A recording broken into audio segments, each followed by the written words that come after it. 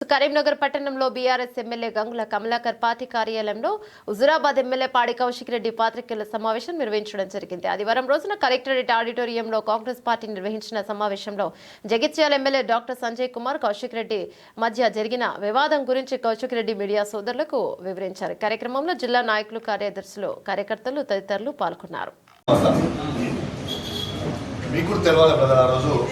నేను నా పక్కన వచ్చి కూర్చున్న తర్వాత నాతోని పక్కన నిల్చొని నువ్వు బాగా ప్రశ్నలు అడిగినావు కదా, ఇవి చేయాలి, రైతు భరోసా ఇవ్వాలని అడుగుతున్నావు, పూర్తి చేయాలని అడుగుతున్నావు, దళిత బంధు గురించి అడుగుతున్నావు, మన తర్వాత రుణమాఫీ గురించి అడుగుతున్నావు, కల్వల ప్రాజెక్టు గురించి అడుగుతున్నావు, బాగా అడుగుతున్నావు, 6 గ్యారెంటీ గురించి.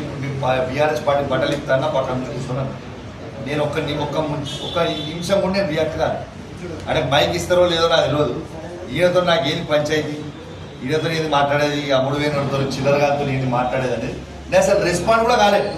ఈయనకు మైక్ ఇచ్చిన తర్వాత మా పార్టీ బీఫామ్ మీద గెలిచినోడు నాతో బీఆర్ఎస్ పార్టీ బట్టలు ఇస్తానన్న తర్వాత నేను ఒక బీఆర్ఎస్ పార్టీ కార్యకర్తగా, ఒక కేసీఆర్ గారి శిష్యునిగా, మా కేసీఆర్ గారిని మా బీఆర్ఎస్ పార్టీ బీఫామ్ మీద గెలిచినోడు లేచి మా బీఆర్ఎస్ పార్టీ తింటా అంటే నేను ఊరుకోవాలన్నా? ఇది న్యాయమా? ఒకసారి మీరే ఆలోచన అనేది మీరు చెప్పాలని మేము అడుగుతా ఉన్నాం. ఇవాళ అసలు ఫార్ములా ఈ అనేది ఒక లొట్టపీస్ కేసుని తీసుకొచ్చి కేటీఆర్ గారి మీద పెట్టింది. అసలు వాట్ ఈస్ ఫార్ములా ఈ? మీ ద్వారా మొత్తము తెలంగాణ ప్రజలకు ఒకసారి తెలవాలి. అసలు ఫార్ములా ఈ అంటే ఏంది?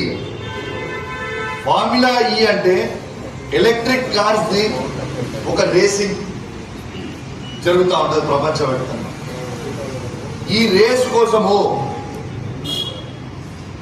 భారతదేశమే కాకుండా ప్రపంచవ్యాప్తంగా ఈ రేసు కోసము పోటీ పడుతూ ఉంటారు. మా రాష్ట్రంలో చేయాలా లేకుంటే మా దేశంలో చేయాలి అని రేసుల కోసం పోటీ పడుతూ ఉంటారు. అట్లాంటి రేసుని కేటీఆర్ గారు ప్రపంచవ్యాప్తంగా కొట్లాడి తీసుకొచ్చి వాళ్ళని కన్విన్స్ చేసి హైదరాబాద్కి తీసుకొచ్చి ఆ రేసుని తీసుకొచ్చి పెడితే ఇలా రేసు వెళ్ళిపోయేలాగా చేసిండు రేవంత్ రెడ్డి. అసలు రేవంత్ రెడ్డి గారు ఎంత తుగ్లక్ పాలన అంటే ఒక్కసారి మీకు క్లియర్గా చెప్తా. ఇలా ఫార్ములా ఈ అనేది హైదరాబాద్ వచ్చిన తర్వాత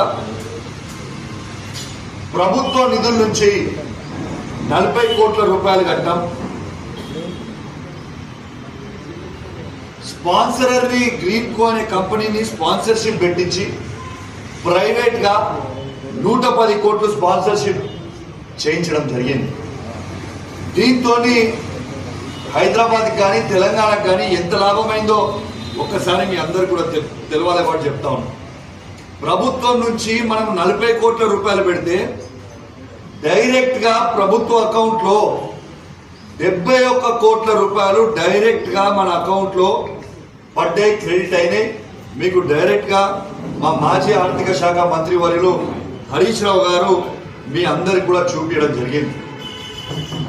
మరి 40 కోట్లు పెట్టిన ప్రభుత్వం నుంచి 71 కోట్లు పెడితే వస్తే లాభమైనట్ట నష్టమైనట్ట?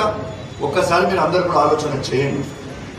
దీంతో పాటు నెల్సన్ సర్వే రిపోర్ట్, అదేదో మేం పెట్టింది కాదు, మేం చేసింది కాదు, ప్రపంచవ్యాప్తంగా నెల్సన్ సర్వే రిపోర్ట్ అనేది చేస్తూ ఉంటే వాళ్ళు అఫీషియల్గా రిపోర్ట్ ఇచ్చిర్రు. హైదరాబాద్ రాష్ట్రానికి, తెలంగాణ రాష్ట్రానికి హైదరాబాద్లో 700 కోట్ల రూపాయల లాభం ఇవాళ తెలంగాణ ప్రభుత్వానికి వచ్చింది, డైరెక్ట్ గా ఇండైరెక్ట్ గా అని చెప్పి. మరి ఈ రేసు వల్ల లాభమైనట్ట నష్టమైనట్ట అని చెప్పి నేను అడుగుతా ఉన్నాను. అసలు కేటీఆర్ గారిది బ్రాడర్ విజన్ ఏముండే అంటే టెస్లా అని ప్రపంచంలోనే ఎలక్ట్రిక్ కార్స్ ని తయారు చేసేది నంబర్ 1 కంపెనీ టెస్లా అని అమెరికాలో తయారు చేస్తూ ఉంటారు. ఆ కంపెనీని ఒక 4 ఏళ్ళు ఫార్ములా ఈ రేస్ని చూపించి టెస్లా కంపెనీని హైదరాబాద్కి తీసుకొని వచ్చి 50,000 కోట్ల రూపాయల ఇన్వెస్ట్మెంట్ హైదరాబాద్లో పెట్టి ఒక యువతకి 1,00,000 ఉద్యోగాలు క్రియేట్ చేయాలనే గొప్ప ఆలోచనతోని కేటీఆర్ గారు ఫార్ములా ఈని తీసుకొని వస్తే ఇవాళ ఫార్ములా ఈని రద్దు చేయించి ఇవాళ తెలంగాణలో ఉన్న యువతకి 100% రేవంత్ రెడ్డి గారు అన్యాయం చేసిండు అని చెప్పి సందర్భంగా చెప్పక తప్పదు అని చెప్పి సందర్భంగా తెలియజేస్తాం.